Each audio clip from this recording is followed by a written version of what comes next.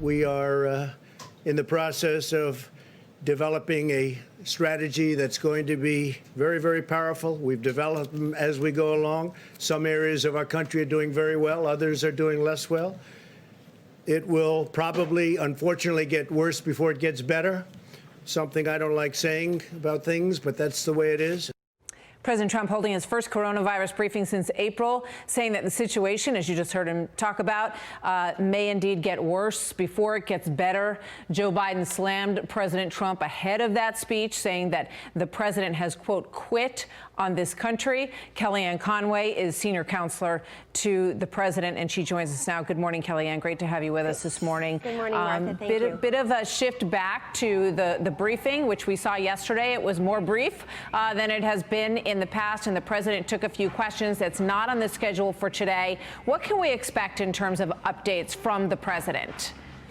Well, Martha, I think it was incredibly important for the President of the United States to provide information to the public, not confrontation with some press people there who are asking questions that have nothing to do with the development of vaccines and therapeutics through Operation Warp Speed.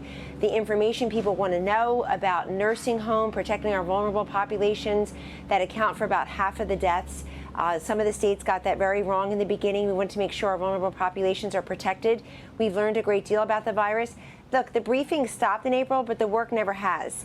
Here at the White House, through Operation Warp Speed, which is about 2 months old, through the FDA knocking down red tape and regulations, working with the private sector to develop these therapeutics and vaccines that will give people comfort to know that in maybe a few months, definitely by year's end, according to other doctors that we work with here, maybe even sooner, that we will have vaccines developed. You had Secretary Azar just this morning make some news that we are given a contract to Pfizer to develop, along with the German firm, up to 100 million doses of a vaccine. Last week there was a report that 45 people in a study had all responded positively to that test, and that's going to, in 5 short days, be 30,000. So I think for the president himself to provide that information to the public and to very humbly and forthrightly come forward and say, look, it's going to get worse before it gets better, wear a mask, socially distance, do these things that are important. And I would say to all those people out there who are resisting wearing a mask, listen, folks, it costs nothing. It takes 2 seconds. And you'll get your liberties back sooner if you wear your mask. But Kellyanne, I mean, things will open up faster. That there are people at home who listen to that and say, why didn't the White House have this message for all of us, 2 months ago? Why now? Why wasn't this, pushed and emphasized and encouraged by the president back then, where it might have made even more of a difference? The president did say in April, if people want to wear a mask, they should wear a mask. We did have our health professionals early on saying it wouldn't help. And we know now that it would. We have additional studies. I was in the Oval Office yesterday when Dr. Birx was briefing the president before he went out there, and she said, look, we have these studies now that prove what we suspected, which is that masks help prevent you from spreading it. May help you protect you from getting it, but it definitely helps prevent from spreading it. Here at the White House, we're tested every day. The president certainly is tested regularly, the vice president, those of us around them routinely. And so we know that the president is COVID negative.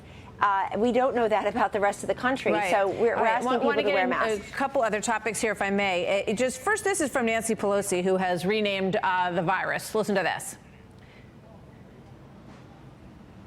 He recognized the mistakes that he has made by now embracing mask wearing, and the recognition this is not a hoax, it is a pandemic that has gotten worse before it will get better because of his inaction, and in fact, clearly, it is the Trump virus.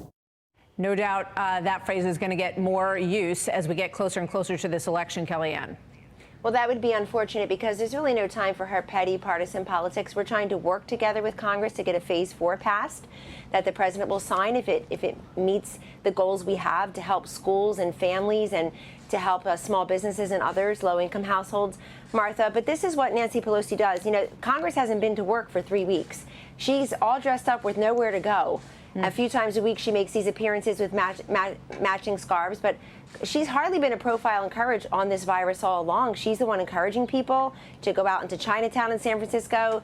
She trips over the poor homeless population in her own San Francisco, I guess, to make these silly appearances a couple times a week. This is no time for partisan politics. I think it's very disappointing to hear the Speaker of the House, the highest ranking woman in our nation's government, call this the Trump virus and not the China virus. I think it's disappointing to hear the mayor of Chicago say, I don't want Trump's troops here. These are not Trump's troops. This is not Trump's virus. Those troops work for all of us. And if the mayors of Portland and Chicago can't stop babies from being shot, can't stop murders from happening, this nonsense Joe Biden said yesterday, taking no questions whatsoever. He lays on us $750 million more in spending and doesn't take any questions. Contrast that to the president out there talking to the public, taking questions at press briefing, and talking 2 days earlier to your own colleague Chris Wallace for an hour, taking those tough questions.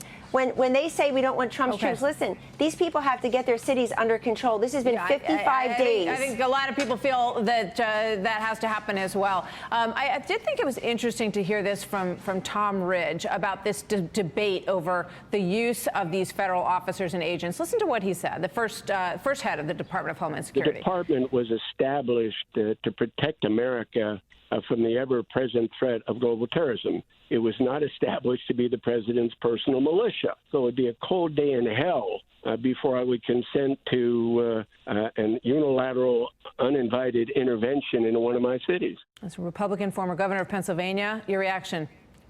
My reaction is I thought Tom Ridge said something really great when he was Homeland Security Secretary in the first one after 9/11. That's why that department was created. That's right. But we have different threats now. We have homegrown terrorism. We certainly have violence in our cities that are claiming innocent victims. But he said at the time, look, we have to be right 100% of the time. The terrorists have to be right one time.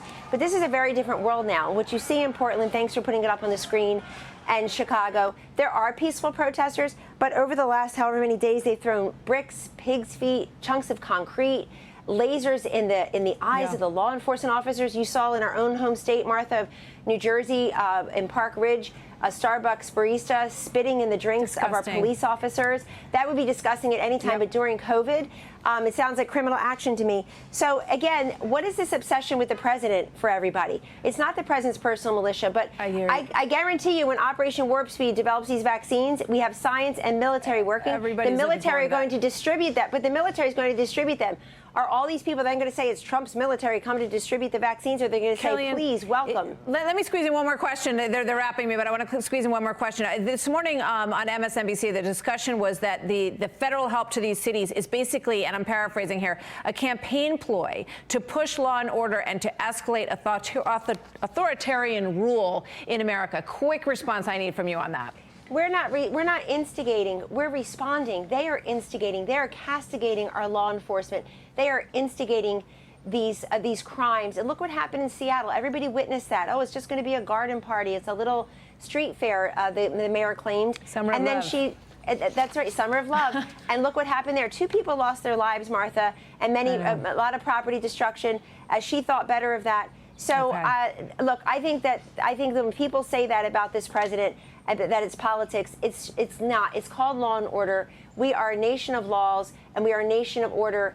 And the president isn't deploying people there in minute 55 or hour 55. It's day 55. Okay. This simply cannot stand. Kellyanne, thank you. Always good to see you. Thank you, Kellyanne Martha. Conway from the White House this morning.